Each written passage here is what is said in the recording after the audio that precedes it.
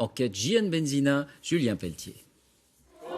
Par tous les temps, il est hissé dans la cour de l'école, pendant qu'à l'intérieur, la main sur le cœur, élèves et enseignants entonnent la Marseillaise,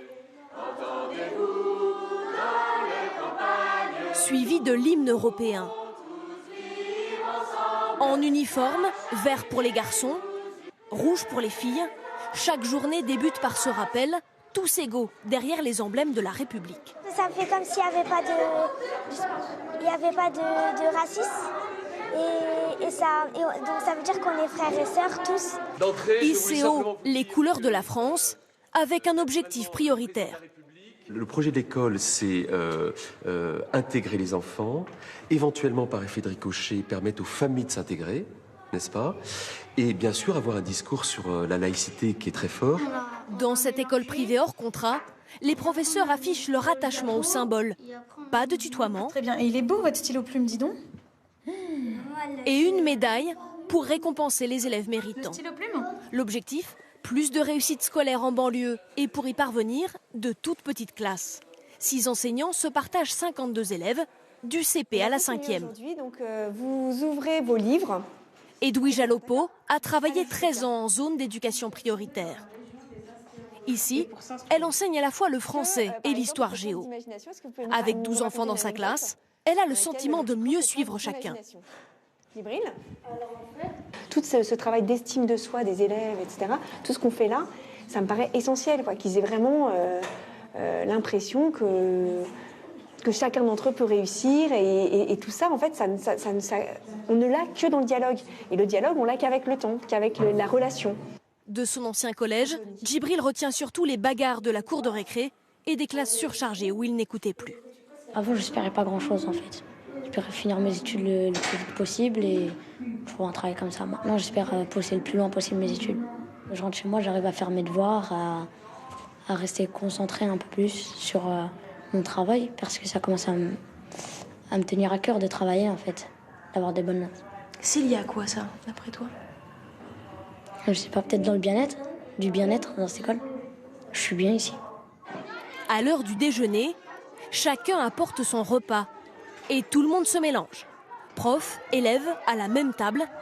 Pour les adultes, c'est l'occasion de tisser des liens et dénouer les crises. Et qu'est-ce qu'il faut faire quand on se dispute et qu'on dit des méchancetés? Dire pardon. Oui, il faut dire pardon. Il faut regarder dans les yeux, il faut dire pardon et il faut serrer la main. Pour apprendre à vivre ensemble, chacun a une mission. Pendant que certains balaient la cour, d'autres attaquent la vaisselle. Vous avez dit corvée? Pas du tout. Oui, c'est rigolo. Quand je jette de l'eau. Il faut le faire. Ça t'apprend quoi de faire ça? Ça m'apprend les bonnes manières. Le cours Saint-Exupéry est né de l'impulsion de l'association Espérance Banlieue. C'est le 3e établissement de ce genre, financé par du mécénat. L'école revendique son attachement à la laïcité. Une fois par semaine, c'est la séance d'actualité.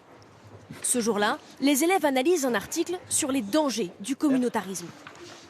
Le communautarisme, ça veut dire que vous allez vivre que dans cette communauté, que vous allez faire passer cette communauté avant tout, et que tout ce qui n'appartient pas à la communauté est forcément mauvais, en dessous, médiocre. Flirter avec le religieux. Autre thème du jour, la tolérance religieuse. J'ai pas trop de mal avec ma religion, j'ai envie de dire. J'ai l'impression pour moi, je me comporte très bien avec. Moi, c'est plutôt de me dire de faire attention à ce que je dis avec les autres. Quand je discute avec eux, par exemple, je vais pas leur dire ah, tu manges du porc, mais c'est pas bon de manger le porc, quoi. Genre, de faire attention à ce que je dis, parce qu'à chacun ses religions, chacun se comporte comme il veut, quoi. Une école de l'intégration, c'est ce que sont venus chercher beaucoup de parents, prêts à débourser 75 € par mois. Maïmouna Niaré est très attachée aux valeurs de la France. Ce qu'elle ne veut pas pour ses enfants, du repli sur soi communautaire. Je pense que nos enfants sont à la recherche d'identité, qui ne savent pas qui ils sont et qui vivent dans un pays, finalement, ils ne connaissent pas. Il y a beaucoup de communautarisme aujourd'hui et les gens restent dans leur communauté. Et je trouve que non, il faut s'ouvrir. Comme à Asnières, une quinzaine d'écoles devraient ouvrir leurs portes à la rentrée prochaine dans plusieurs grandes villes de France.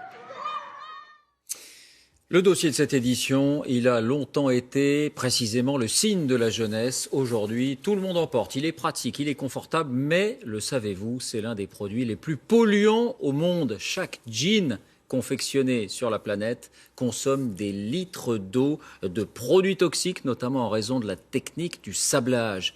Mais les choses sont peut-être en train de changer. Jean, l'envers du décor, dossier réalisé par Sophie Rodier et Loane Martin avec notre bureau à Pékin. C'est le vêtement le plus porté dans le monde. Il s'en vend 2 milliards chaque année sur la planète. Rien que pour la France, c'est 63 millions. Le jean